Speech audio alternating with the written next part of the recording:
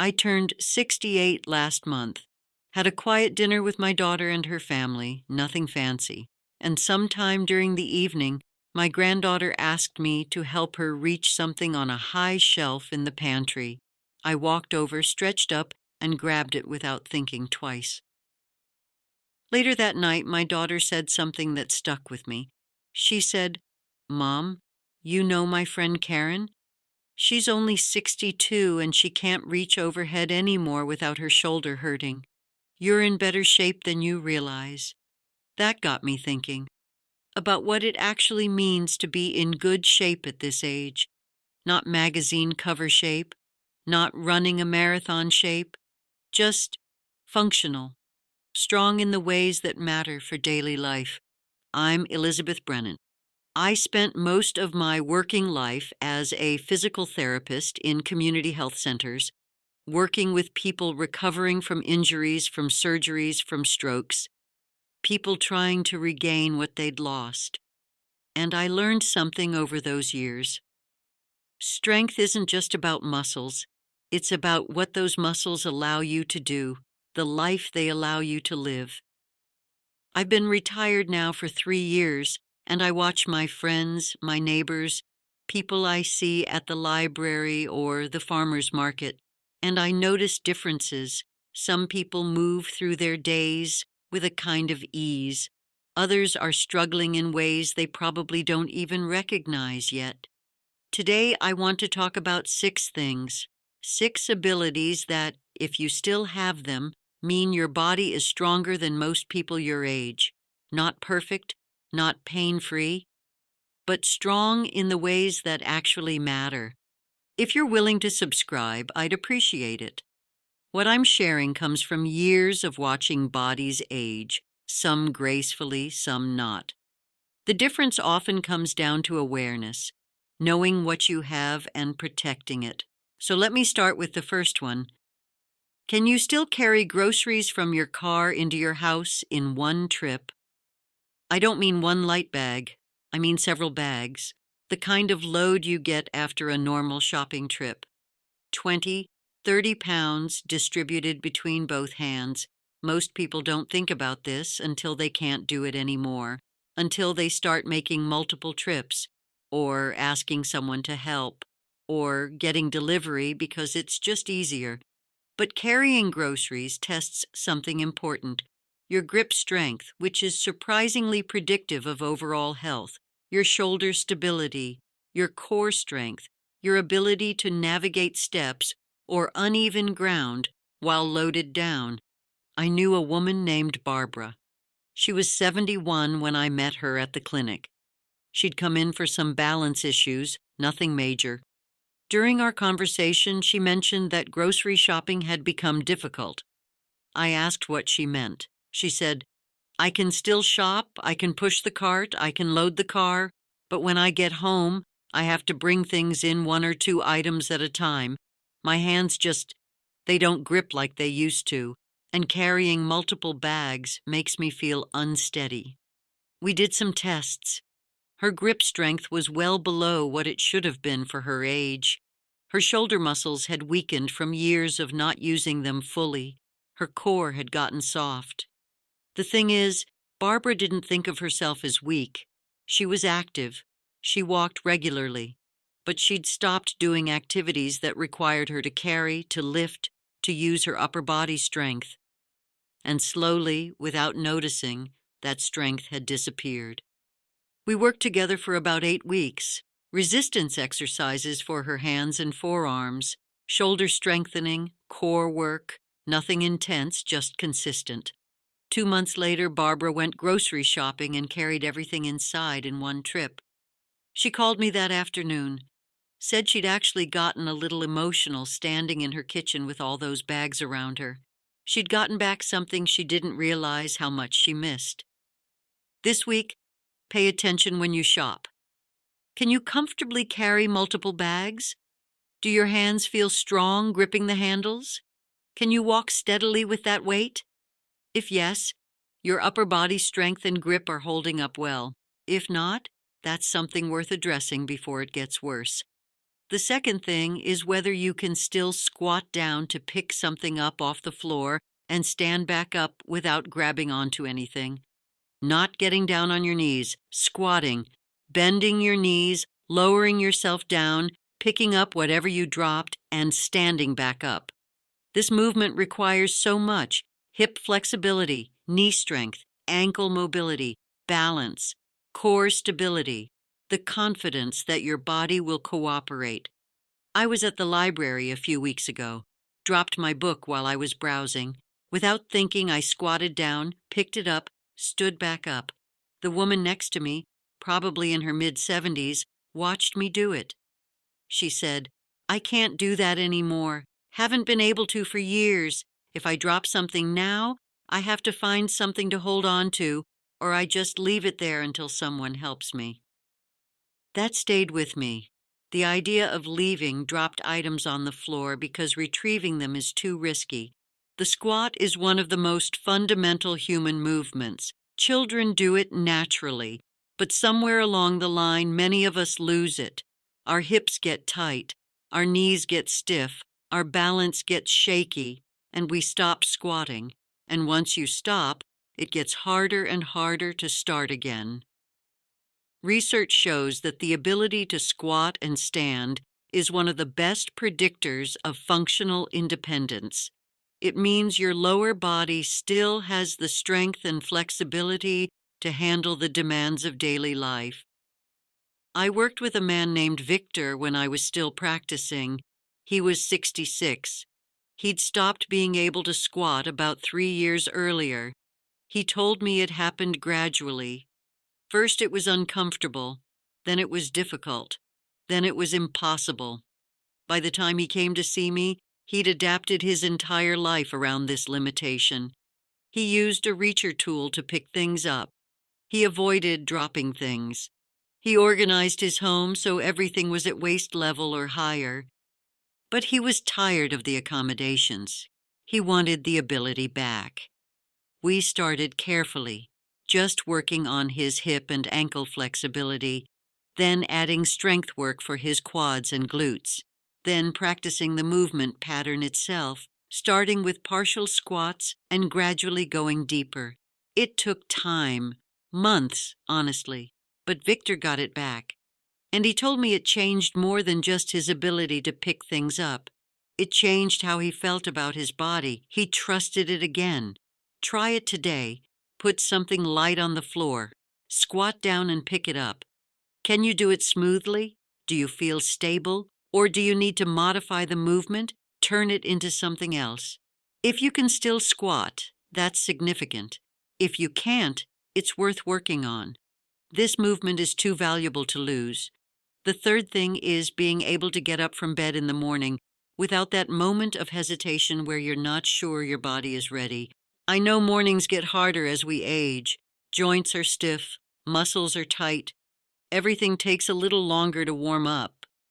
But there's a difference between needing a moment to stretch and being genuinely uncertain whether your body can handle the transition from lying down to upright. Some mornings I wake up and I'm a little stiff. I stretch before I get up. That's normal. But when I'm ready to sit up and stand, my body does it. No hesitation, no fear that something will hurt too much or give out. I have a friend, Joan. She's 74.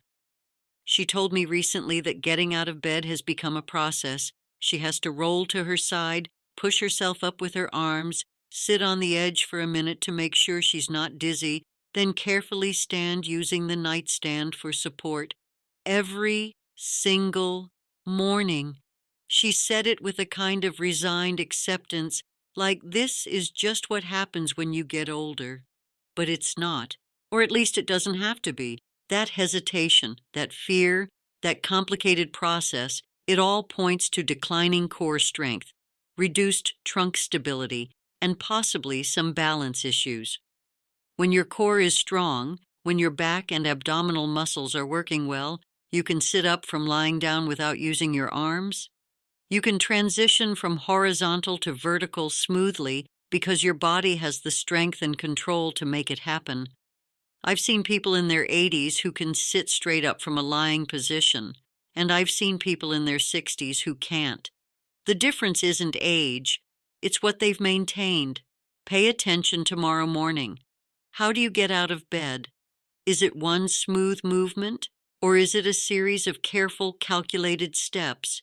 If it's smooth, your core strength is still good. If it's not, that's an area that needs attention, because that core strength affects everything else you do all day. The fourth thing, and this one might seem odd, is whether you can still turn your head to check your blind spot when you're driving without your whole upper body having to rotate. Just your head and neck.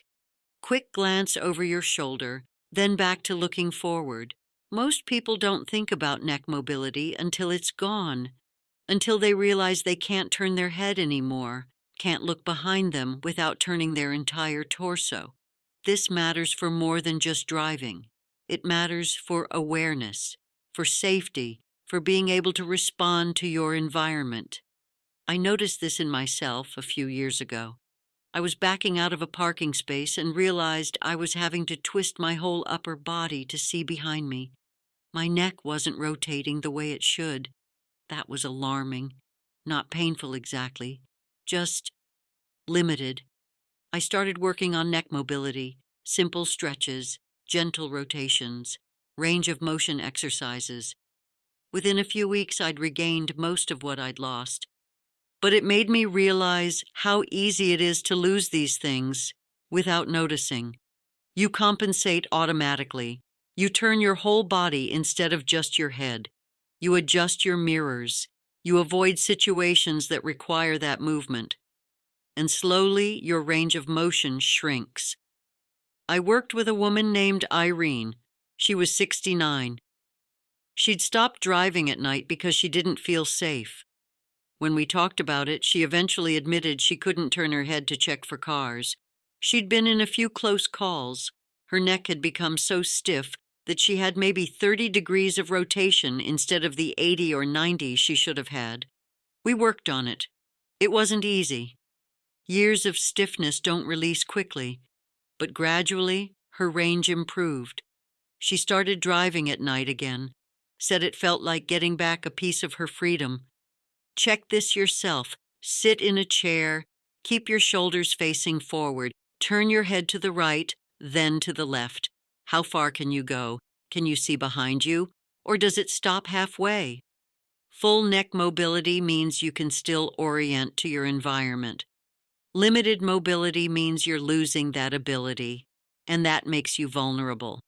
The fifth thing is whether you can still have a phone conversation with a friend or family member without needing to write things down to remember what they said. Not every detail, not word for word, but the main points. What they told you, what you talked about, plans you made, working memory, that's what this tests. Your brain's ability to hold information temporarily and use it. When working memory declines, conversations become difficult. You lose track of what the other person just said. You ask the same questions multiple times. You can't follow complex discussions. I notice this in some of my friends. We'll have a conversation, and the next week, they don't remember any of it. Or they remember fragments, but nothing connected. And I see them getting frustrated with themselves, making excuses, saying they weren't paying attention or they've got too much on their mind. Sometimes that's true. We all have moments of distraction. But when it becomes a pattern, when you consistently can't retain information from conversations, that's a sign that working memory is struggling. I had a patient, Dorothy. She was 77. Sharp woman, retired teacher. She came to me for some shoulder pain, but during our sessions, we'd talk. And I noticed she'd ask me the same questions every time. What part of the city did I live in? Did I have children? How long had I been a therapist? Week after week, the same questions. I gently brought it up. She was embarrassed, said she knew she was forgetting things but didn't realize it was that noticeable. We talked about strategies, mental exercises, social engagement, staying intellectually active, but also I referred her to her doctor because sometimes working memory issues have underlying causes that can be addressed. The point is, maintaining the ability to hold conversations, to remember what people tell you, to follow discussions. This is crucial. It keeps you connected. It keeps your brain active. It keeps you engaged with the world. If you can still do this, if you can talk to someone for 20 minutes and remember the substance of that conversation later, your cognitive function is holding up well. If you're struggling with this, it's worth paying attention to. Maybe it's just distraction. Maybe you're not sleeping well. Or maybe it's something that needs professional evaluation.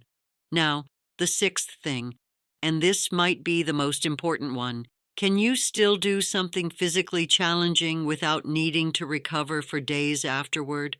I don't mean running a marathon.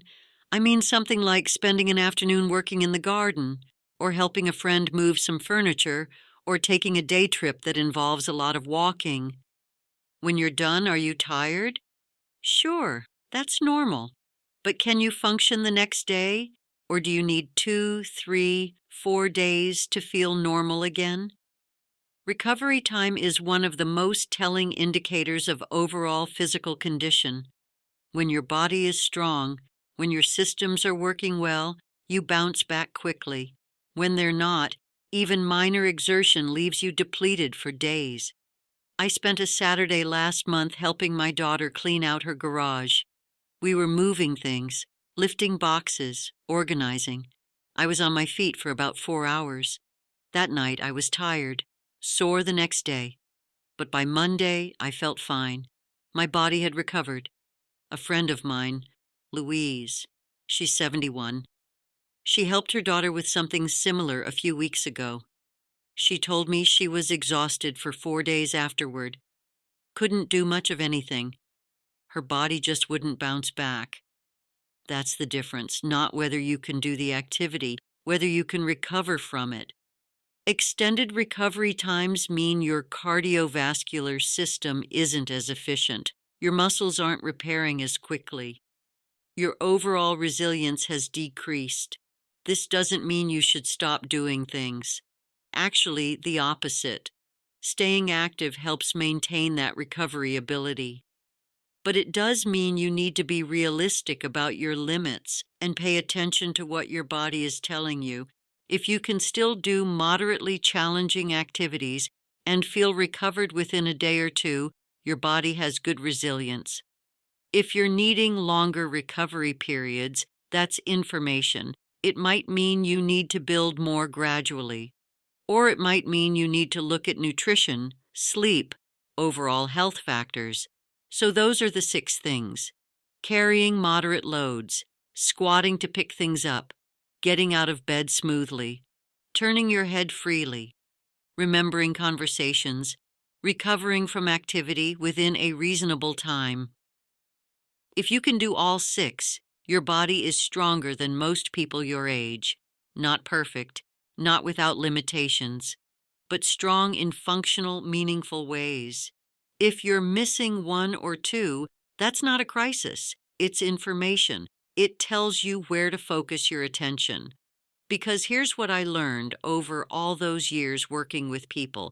Your body wants to work for you. It wants to be strong and capable. But it needs your cooperation. It needs you to use it, to challenge it appropriately, to give it the rest and nutrition it needs, to pay attention when things start to change. The people who aged well, the ones who maintained strength and function into their 70s and 80s, they weren't lucky. They were consistent. They kept moving. They kept challenging themselves. They didn't give up when things got harder. And when they noticed decline, they addressed it.